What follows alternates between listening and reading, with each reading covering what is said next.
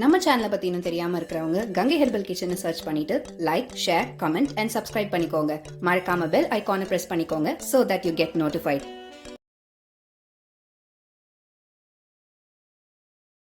Hi viewers, வணக்கம். Welcome to Gangai herbal kitchen.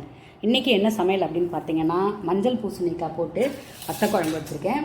Already நம்ம வீடியோவில் கொடுத்துருக்கேன் வத்த குழம்பு எப்படி சிம்பிளாக வைக்கிறதுன்னு.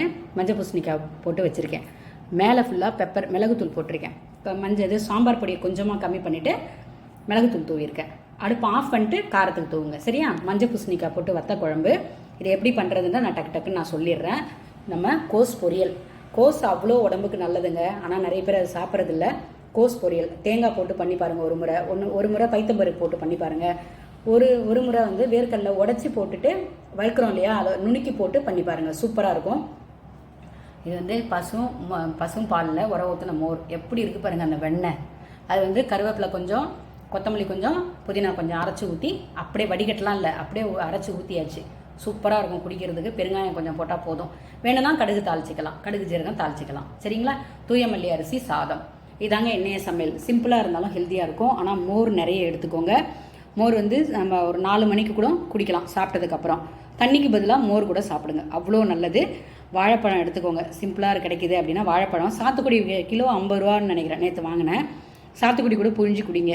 மாதுளம்பழம் சாப்பிடுங்க. அதாவது எளிதில் கிடைக்கக்கூடியதாகவும் விலை மலிவானதாகவும் இருக்கக்கூடிய பழத்தை சூஸ் பண்ணிக்கோங்க. இங்கே எலுமிச்சம்பழம் சூப்பராக இருக்குங்க. விழுப்புரமும் சரி, திருக்கோவிலூரும் சரி, எலுமிச்சம்பழம் அருமையாக இருக்குங்க. சாப்பாடு கிண்ணாலே சென்னையில் இருக்கிற எலுமிச்சம்பழ சாதத்துக்கும் இங்கே இருக்கிற எலுமிச்சம்பழத்தை புழிஞ்சு சாதம் கிண்டுறதுக்கும் நிறைய வித்தியாசம் இருக்குது.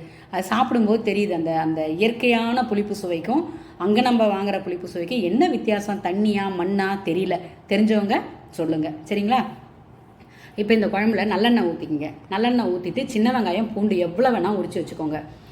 நல்லெண்ணெய் ஊற்றி கொஞ்சம் கடுகு, ஜீரகம், வெந்தயம் தாளிச்சுக்கோங்க. சின்ன வெங்காயமும் பூண்டு போட்டு நல்லா வதக்கிக்கோங்க. மஞ்சள் பூசணிக்காய் அப்படியே கட் பண்ணி வச்சுக்கோங்க. கட் பண்ணி வச்சுட்டு இதெல்லாம் வதங்கினதுக்கப்புறம் அதை மஞ்சள் பூசணிக்காவும் எடுத்து கட் பண்ணி அதில் சேர்த்து வதக்கிடுங்க. இங்கே பாருங்கள், முழு பீஸாக அப்படியே இருக்கும். அப்படி டக்குன்னு வெந்துடுது. ஒரு நிமிஷம் மூடி வச்சுட்டு மஞ்சள் பொடி, சாம்பார் பொடி, தனியாத்தூள் போட்டு ஒரு பரட்டிட்டு தேவையான அளவு புளியை ஊற்றிக்கோங்க. நான் ஏற்கனவே போட்டிருக்கேன். புளியை லைட்டாக கடாயில் போட்டு பரட்டிட்டு ஊற வச்சுக்கோங்க. வெந்நீர் விட்டு சமைக்க போகும்போது பருப்பு இதெல்லாம் தண்ணியில் போட்டிங்கன்னா, புளியும் தண்ணியில் போட்டிங்கன்னா ஊறிடும். அப்படியே கரைச்சி சேர்த்து இதில் ஊற்றிட்டு உப்பு, புளி, காரம் கரெக்டாக இருக்கான்னு பார்த்துக்கோங்க. எதுவுமே அதிகமாக வேண்டாம், சரிங்களா? புளிப்பும் வேண்டாம், காரமும் வேண்டாம், உப்பும் வேண்டாம். உங்களுக்கு எந்த அளவுக்கு தேவையோ அந்த அளவுக்கு மைல்டாக வச்சுக்கோங்க. தேங்காய் அரை மூடி பாலை பிழிஞ்சு அடுப்பை ஆஃப் பண்ணும்போது ஊற்றிட்டு ஒரு கிளறிட்டு சிம்மில் வச்சுட்டு இறக்கிட்டிங்கன்னா சூப்பராக இருக்குங்க. இந்த வெயிலுக்கு வத்த குழம்பு சாப்பிட்டே 4-5 மாதத்துக்கு மேலே ஆயிடுச்சு.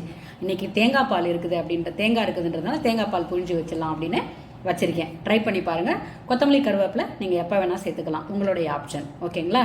கோஸ் பொரியல் கூடங்க நீங்கள் தண்ணி சொதன்னு ஊற்றாதீங்க. கொஞ்சமாக எண்ணெய் ஊற்றி கடுகு ஜீரகம் தாளிச்சிட்டு கருவேப்பிலை போட்டு வெங்காயம் வேணும்னா சேர்த்துக்கோங்க, வேணாம்னா ஸ்கிப் பண்ணிவிடுங்க. 2 பச்சை மிளகாயாக இருந்தாலும் 2ஆக கட் பண்ணிக்கோங்க, காஞ்ச மிளகாய் இருந்தாலும் கட் பண்ணிக்கோங்க.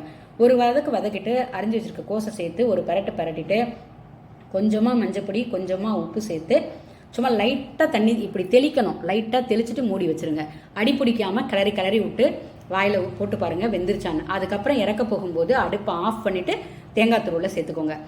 ஒரு சமயம் தேங்காய் துருவல் சொன்னேன் இல்லையா, ஒரு சமயம் வறுத்த வேர்க்கடலையை அது மிக்சி ஜார்லேயோ இல்லை அம்மிலேயோ வச்சு நுணுக்கி சேர்த்துக்கோங்க, சரிங்களா? இந்த மாதிரி 2-3 வெரைட்டியில் அப்பப்போ ஒரு மாதிரி பண்ணிங்கன்னா டேஸ்ட்டு கொஞ்சம் நல்லாயிருக்கும்.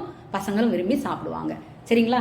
இதாங்க, சிம்பிளாக இருந்தாலும் ஹெல்த்தியாக இருக்கும். ட்ரை பண்ணி பாருங்கள். ட்ரை பண்ணி பார்த்துட்டு உங்கள் பதிவை சொல்லுங்கள். மறக்காமல் உங்கள் சப்போர்ட்டை கொடுங்க. சப்ஸ்கிரைப் பண்ணிக்கோங்க, லைக் பண்ணுங்கள், ஷேர் பண்ணுங்கள், கமெண்ட் பண்ணுங்கள். உங்கள் சப்போர்ட்டை கொடுத்துக்கிட்டே இருங்க. இது வரைக்கும் சப்போர்ட் கொடுத்த எல்லாருக்குமே மிகப்பெரிய நன்றிகள்.